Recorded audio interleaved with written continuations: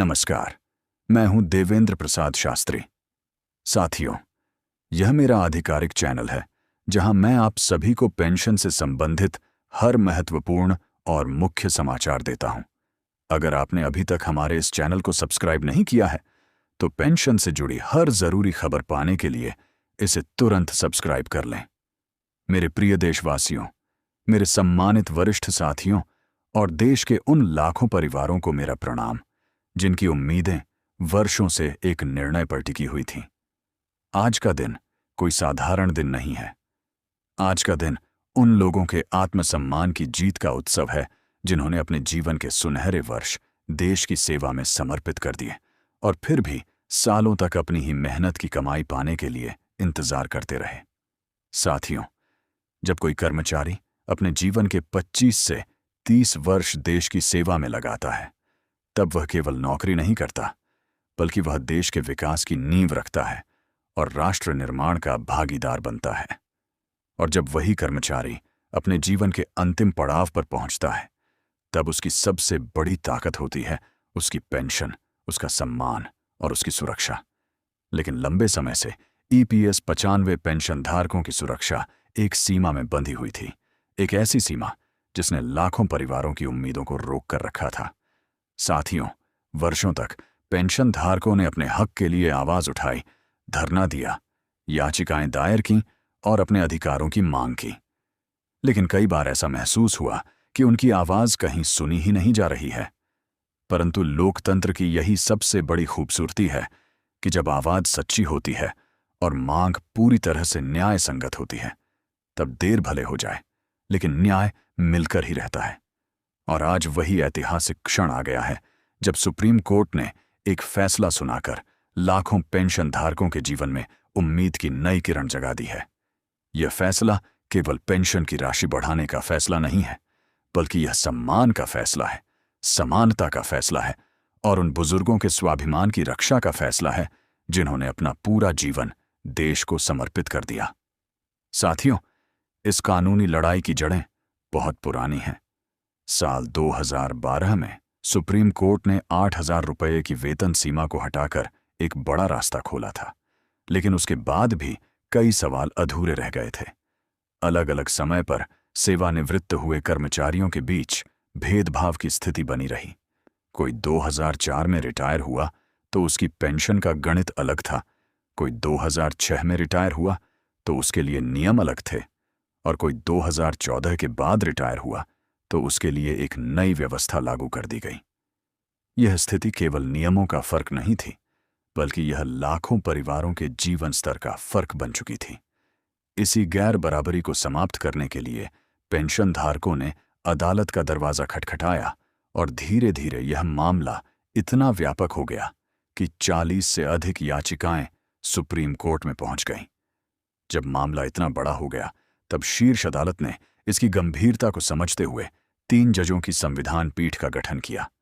माननीय न्यायमूर्ति उदय उमेश ललित की अगुवाई में बनी इस पीठ ने लगातार 7 दिनों तक इस मामले की गहन सुनवाई की।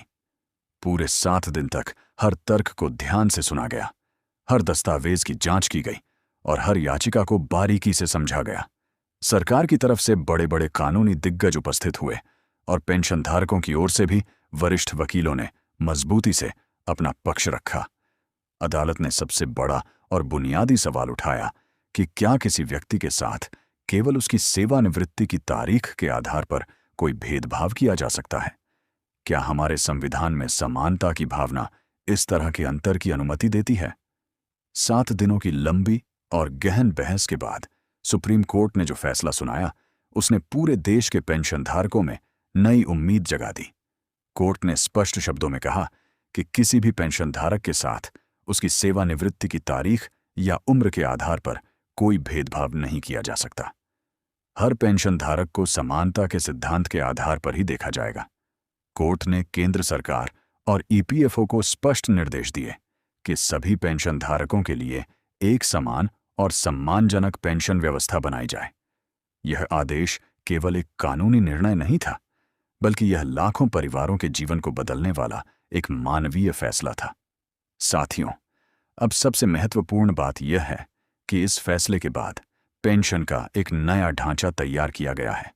इस नई व्यवस्था में पेंशनधारकों को उनकी सेवा अवधि, उनके योगदान और पहले चुने गए विकल्पों के आधार पर अलग अलग श्रेणियों में रखा गया है। यह व्यवस्था पूरी तरह से न्यायसंगत और संतुलित मानी जा रही है। जिन लोगों ने कम समय तक सेवा दी है, उनके लिए एक आधार पेंशन तय की गई है। वहीं जिन्होंने 15 से 25 वर्ष तक सेवा दी है, उनकी पेंशन में उल्लेखनीय वृद्धि की गई है। और जिन्होंने 25 वर्ष से अधिक समय तक देश की सेवा की है, उनके लिए पेंशन में सबसे बड़ा बदलाव देखने को मिल रहा है। इस नई संरचना के तहत 15,000 रुपये की वेतन सीमा को आधार मानकर पेंशन की गणना की गई है। जिन लोगों की सेवा अवधि 10 वर्ष के आसपास है, उनके लिए पेंशन लगभग 1,000 रुपये से 1,500 रुपये के बीच रहने का अनुमान है। वहीं 15 से 25 वर्ष तक सेवा देने वालों के लिए यह राशि 3,000 रुपये से 4,500 रुपये तक पहुंच सकती है। और जिन वरिष्ठ कर्मचारियों ने 25 से 30 या 35 वर्ष तक अपनी सेवाएं दी हैं, उनके लिए पेंशन में सबसे बड़ा उछाल देखने को मिल सकता है। यह सकारात्मक बदलाव लाखों परिवारों के रहन सहन और जीवन स्तर को सीधे प्रभावित करेगा। साथियों, यह केवल आंकड़ों की बात नहीं है। यह उन बुजुर्ग माता पिता की बात है जिनकी दवाओं का खर्च अब आसानी से निकल सकेगा। यह उन परिवारों की बात है जिनके घरों में अब आर्थिक सुरक्षा का भरोसा मजबूत होगा। यह उन वरिष्ठ नागरिकों की बात है जिन्हें अब अपने बच्चों पर निर्भर रहने की मजबूरी कम होगी। यह फैसला आत्मनिर्भरता का फैसला है, सम्मान का फैसला है और सच्चे न्याय का फैसला है। आज जब हम इस ऐतिहासिक फैसले की चर्चा कर रहे हैं, तब हमें यह भी हमेशा याद रखना होगा कि यह जीत लाखों पेंशनधारकों के अनवरत संघर्ष की जीत है। वर्षों तक अपने हक के लिए आवाज उठाने वाले हर एक व्यक्ति की जीत है। और साथियों, यह भी पूरी तरह स्पष्ट है कि अब सरकार को इस फैसले को बिना किसी देरी के धरातल पर लागू करना होगा, ताकि हर एक पेंशनधारक को इसका वास्तविक लाभ मिल सके। मेरे प्यारे साथियों, आज का यह दिन आशा का दिन है, विश्वास का दिन है और सबसे बढ़कर न्याय का दिन है। यह फैसला केवल वर्तमान को नहीं बदलता, बल्कि आने वाली पीढ़ियों के लिए भी सुरक्षा का एक आधार तैयार करता है। यह साबित करता है कि इस देश में मेहनत की कद्र होती है, निष्ठावान सेवा का सम्मान होता है और बुजुर्गों के स्वाभिमान की रक्षा होती है। मैं सभी पेंशनधारकों को हृदय से बधाई देता हूं। यह आपकी अपनी जीत है, यह आपके संघर्ष की जीत है और यह आपके अधिकार की जीत है। मुझे पूरा विश्वास है कि आने वाले दिनों में यह फैसला लाखों परिवारों के जीवन में नई खुशियां लेकर आएगा, नई उम्मीदें जगाएगा और एक मजबूत तथा सुरक्षित भविष्य की नींव रखेगा।